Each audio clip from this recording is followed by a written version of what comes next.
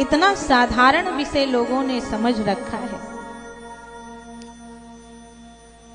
पहले राम के चरित्र को तो अपनाए हम। सुनने से क्या होता है? सुनने के लिए तो कुछ भी सुन लो। भरत चरित्र सुनने से पहले रामचरित सुनना पड़ेगा।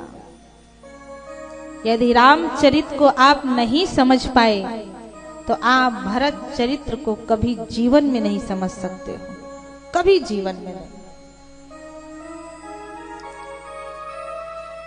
भरत चरित्र के पहले श्री राम जी का चरित्र बताया गया है।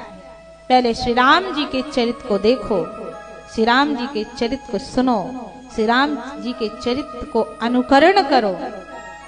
यदि श्री राम जी के चरित्र को समझ गए, अनुकरण कर लिए, तो भरत चरित्र सुनने की मांग ही नहीं करोगे, क्योंकि वो तो एहसास का विषय है, भाव का विषय है। कुछ चीजें होती हैं जिसे शब्दों से व्यक्त नहीं की जा सकती, केवल महसूस की जा सकती है, केवल महसूस की जा सकती है। मान लो आपको चोट लग जाए, आपको दर्द हो और आपसे पूछा जाए कि कितना दर्द हो रहा है, तो क्या आप बता पाओगे कितना हो रहा है? आप यही तो कहोगे बहुत दर्द हो रहा है। उसका कोई मीटर है कितना दर्द हो रहा है? कोई मीटर नहीं है। आप किसी से प्रेम करो और आप उससे कहो कि हम आपसे बहुत प्रेम करते हैं, तो कितना करते हो? बहुत करते हैं। कितना? बहुत करते हैं। उसकी कोई सीमा है? कोई मीटर है? कोई मीटर नहीं है। केवल एहसास का विषय, केवल एहसास का। जैसे एक बार एक नवयुवक बालक ने एक महात्मा जी से कहा, आप व्यर्थ में महात्मा बने फिरते हो, आपके भगवान दिखाई तो देते नहीं, भगवान है नहीं। महात्मा जी ने बहुत समझाया, नहीं, परमात्मा एहसास का विषय है, आप एहसास करो, भाव प्रकट करो, परमात्मा दिखाई देंगे। नवयुवक ने कहा, हमें तो दिखाई नहीं दे रहे, भगवान है ही नहीं।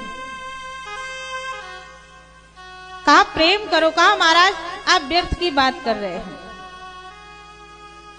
दिखाई नहीं दे रहा है।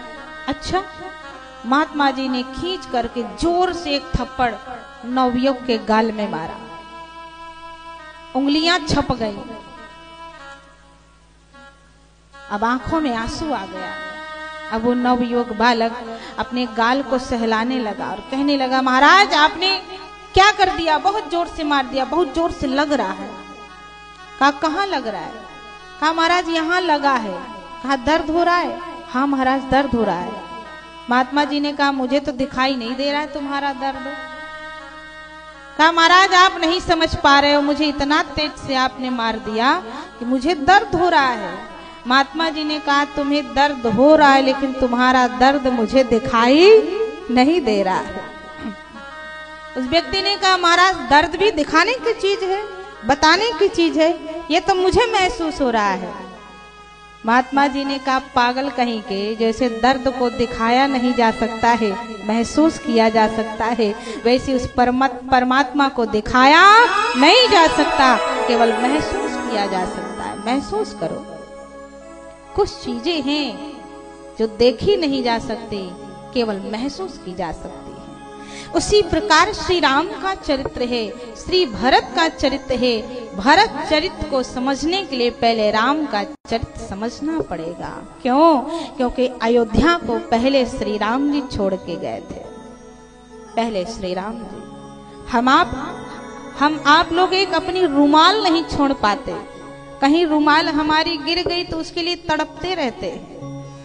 कहीं गलती से जेब से 500 की नोट गिर गई तो हम लोग परेशान रहते हैं कि हमारी जेब से 500 की नोट गिर गई। और अयोध्या जैसे सिंहासन को छोड़ के चले जाना कोई आसान बात नहीं होती है। मुंह से कहना अलग बात है, लेकिन हृदय से महसूस करना अलग बात है। यदि वास्तव में आप सुनना चाहते हो तो पहले उसको सुनने के काबिल तो बनो, उसके सुनने के लायक तो बनो। बड़े बड़े संत महात्मा लोग अपनी ज्ञान की बातें सबको नहीं देते थे, जो उस चीज का पात्र होता था उसको प्रदान करते थे। क्यों? क्योंकि जो उस चीज का पात्र नहीं है उसे दे दोगे तो वो उसकी कीमत नहीं समझेगा।